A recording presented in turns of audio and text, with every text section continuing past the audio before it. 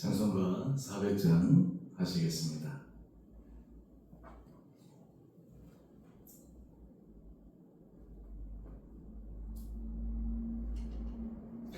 험한 시험 물속에서 나를 건져주시고 노원 풍랑 지나도록 나를 숨겨주소서. 주여 나를 돌보시사 고이 품어주시고 험한 품밭이 나도록 나를 숨겨주소서. 권세 능력 무한하사 모든 시험 이기고 풍랑까지 다스리는 주님 앞에 비오니 주여 나를 돌보시사 고이 품어주시고 험한 품밭이 나도록 나를 숨겨주소서. 죄악길에 빠진 이 몸 캄캄한 데 헤매며 부르짖는 나의 애워 들으소서. 내 주여 주여 나를 돌보시사 고이 품어주시고 험한 품밭이 나도록 나를 숨겨주소서.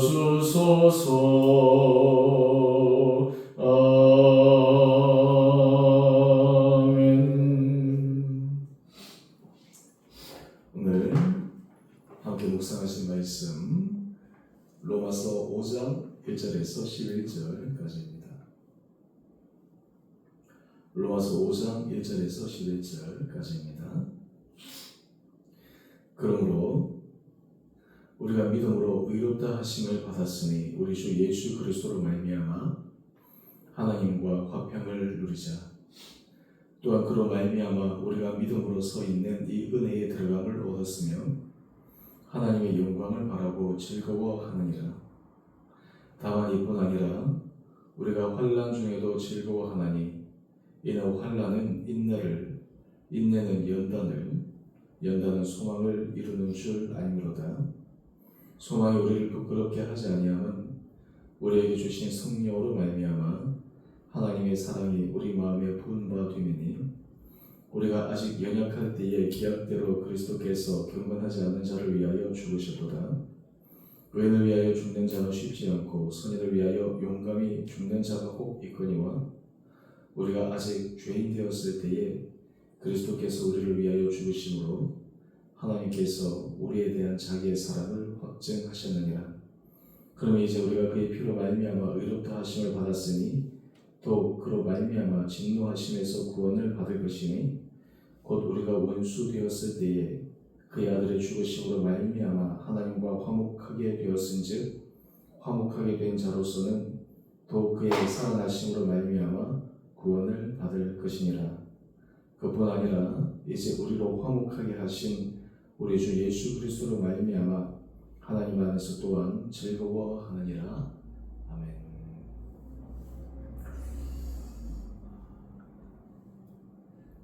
우리가 계속해서 묵상하는 로마서 말씀은 우리 신앙생활의 중요한 핵심 내용들을 하나하나 계속해서 알려주고 또 거기에 분명한 믿음의 고백으로 서 있을 수 있도록 만듭니다. 우리가 관계가 좀 불편하면 우리 삶이 참 불편합니다. 특별히 정말 사랑하고 아끼고 존중해야 될 관계에 문제가 생기면 그것보다 더 고통스러운 것은 없습니다. 우리 삶에 있어서 가장 중요한 관계라고 할 수 있는 하나님과의 관계도 마찬가지입니다.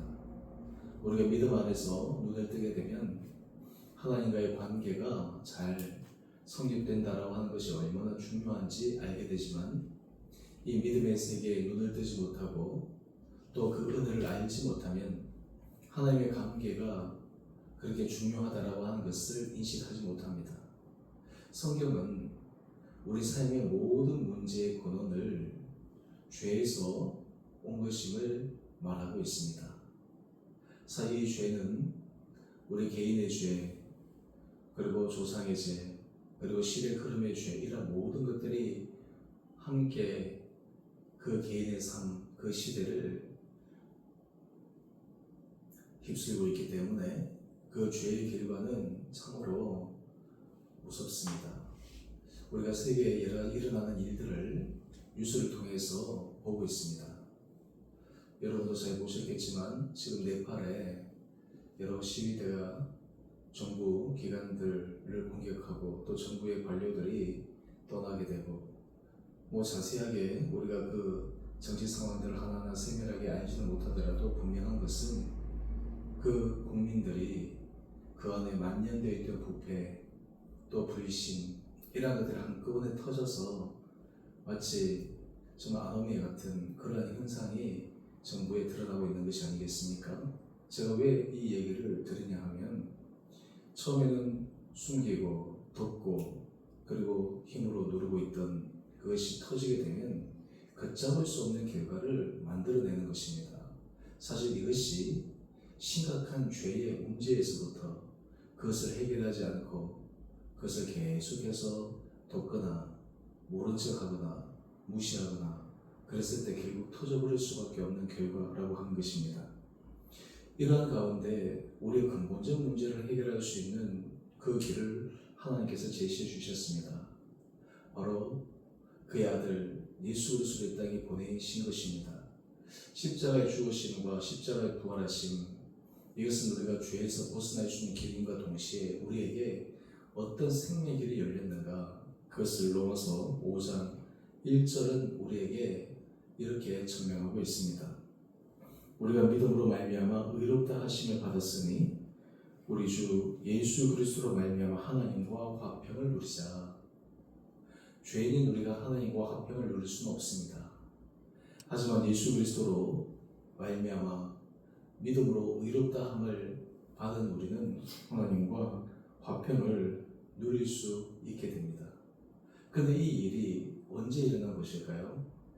우리 8절 말씀 한번 가보십시다. 여러분, 이것이 참 복음 중에 복음인데요. 우리가 하나님과 화평을 누릴 수 있다라고 하는 이 전제가 우리의 공로나 우리의 의에 기반을 둔 것이 전혀 아님을 다시 한번 말씀하고 있습니다.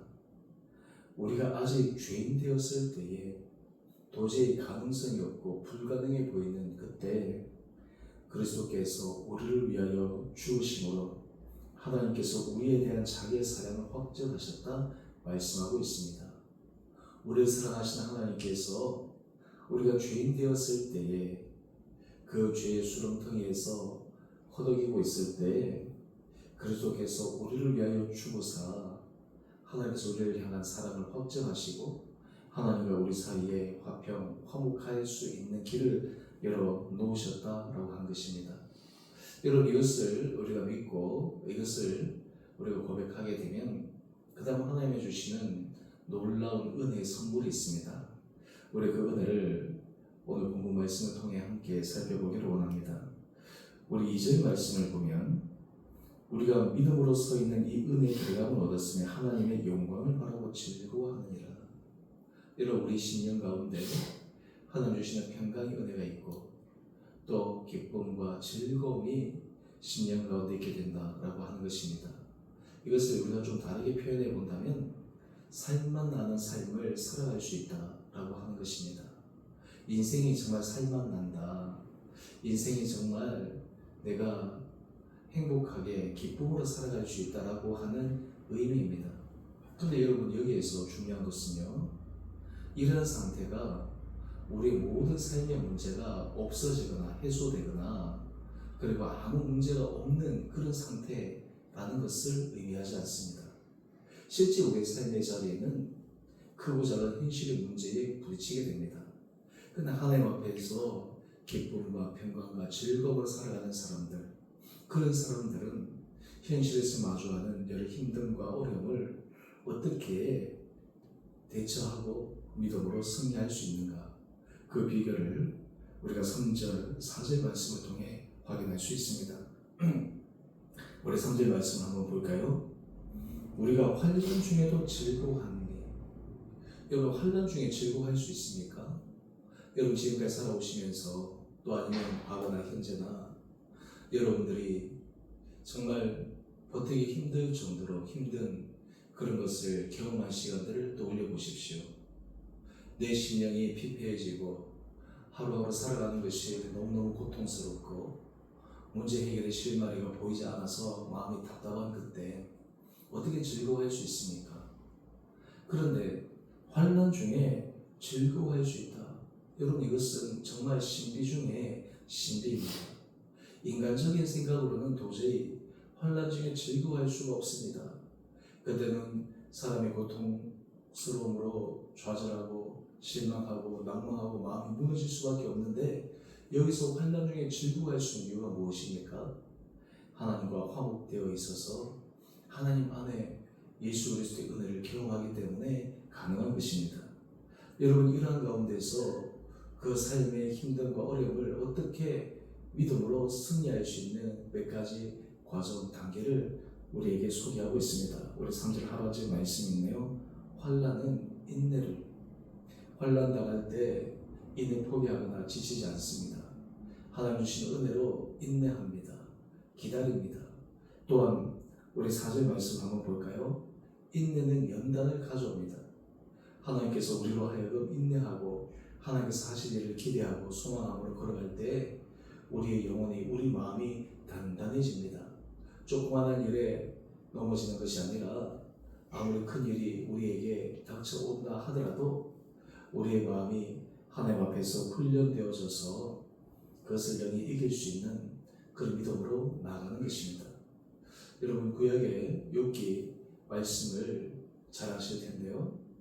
사실 욥은 하나님 앞에 인정받는 동방의 의인이었습니다.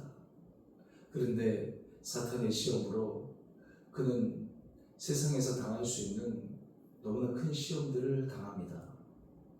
그의 사랑하는 자녀들을 한꺼번에 잃어버립니다. 그가 그동안 쌓아두었던 모든 재산을 한꺼번에 날려버리게 됩니다. 여러분, 이 정도만 해도 보통 사람들은 견디기 어렵지 않습니까?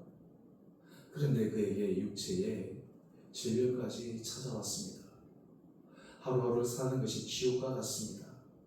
근데 욥은 그 순간에도 하나님을 원망하지 않습니다. 그러한 너무나 처참한 모습을 지켜보고 있던 욥의 아내가 참다 못해서 이야기를 합니다. 하나님을 저주하고 죽어라. 여러분, 지켜보는 그 아내, 그 남편의 상황이 얼마나 참혹하고 비참했으면 그런 얘기를 하는 것일까요? 그런데 욥은 그 얘기를 듣고 아내에게 얘기합니다. 오히려 그 말을 하는 아내가 어리석다라고, 그리고 하나님께서 자기에게 복을 주셨는데 또 이런 삶의 어려움, 이것도 허락하시지 않겠느냐. 그러면서 그 고난에 너무나 힘든 순간에서 믿음을 저버리지 않습니다. 물론 욥의 친구들과 대화를 통해서 욥은 항변합니다.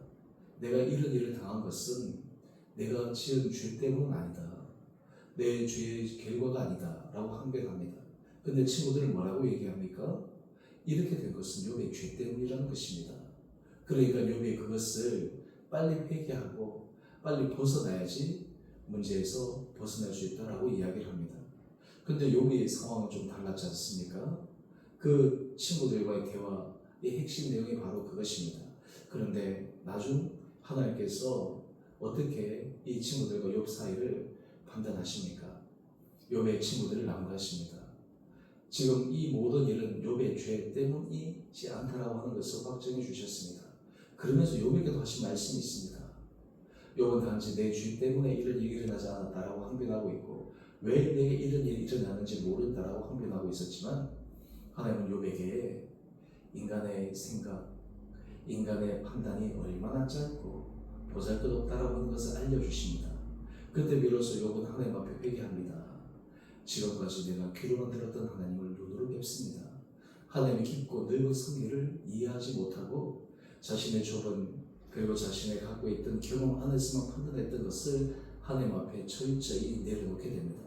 이후에 어떤 일이 일어났을까요? 그는 육체의 병에서도 완전히 해방되고 하나님께서 그에게 자녀의 축복도 더하여 주시고 물질의 복도 이전보다 갑절로 더하여 주셨습니다. 여러분, 이런 모든 과정 속에서 하나님 욥을 통해서 우리에게 하신 말씀이 있습니다.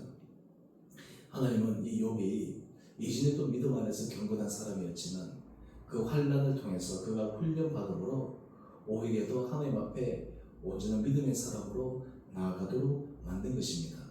우리 4절 말씀을 계속해서 한번 보십시다. 인내는 연단을 만듭니다. 하나님 앞에 인내할 때 하나님 우리를 훈련시키셔서 강한 믿음의 사람으로 만듭니다. 또한 이 연단은 소망을 이루는 줄 알미로다 말씀하고 있습니다. 훈련받을 때 특별히 최정예 그 사람들은 더 강한 훈련을 받습니다. 왜냐하면 그 강한 훈련을 받아야지 가장 최고의 난이도 높은 임무를 수행할 수 있기 때문입니다. 하나님 앞에 믿음으로 새롭게 변화를 받아 부름을 받아 하나님의 선한 일을 하게 되는 사람들 중에 하나님께서 특별히 이 은혜 자리로 인도하셔서 환난 중에도 인내는 연단은 소망을 통해 하나님의 사람으로 변화시키는 하나님의 놀라운 섭리를 사도 바울은 이야기합니다. 이것을 통해서 결국 믿음의 사람들은 하나님 앞에서 어떤 고백을 하게 될까요? 우리 마지막 11절 말씀입니다. 우리로 화목하게 하신 우리 주 예수 그리스도로 말미암아 하나님 안에서 또한 즐거워하느니라. 우리의 인생 가운데 예수 그리스도로 말미암아 하나님과 화목하게 하심을 우리가 다시 한번 기억하며 하나님 앞에서 평안의 은혜를 누리며 나갈 수 있다고 하는 것입니다. 여러분, 오늘 사도 바울의 이 고백은 단지 추상적이며 영적인 그러한 교리의 차원으로 끝나는 것이 아닙니다.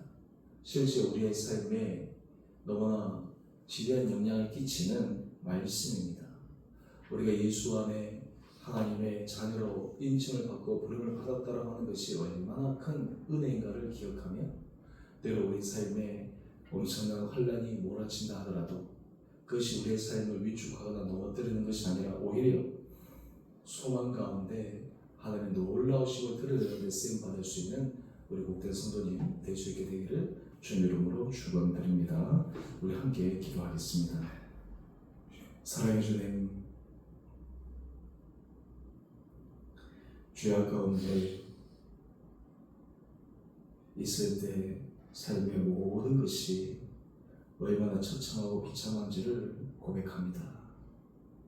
우리가 죄인 되었을 때 정말 하나님과 화목할 수 없는 그런 상태였을 때 예수 그리스도께서 우리를 위해 죽으심으로 하나님께서 우리에 대한 자기 사랑을 확증하셨음을 고백하며 하나님과 화목함으로 그 은혜에 들어가기를 소망합니다. 우리 사랑하는 성도들에게 이런 은혜, 믿음을 허락하여 주셔서 우리가 이 땅을 살아갈 때 환난은 인내는 연단은 소망을 이루는 그 하나님의 놀라운 섭리를 바라보며 하나님과 화목하며 하나님 안에 주시는 정말 세상에 알 수 없는 그 신비의 평안과 평강의 은혜를 누리며 살아가는 복된 하루 되게 하여 주시옵소서.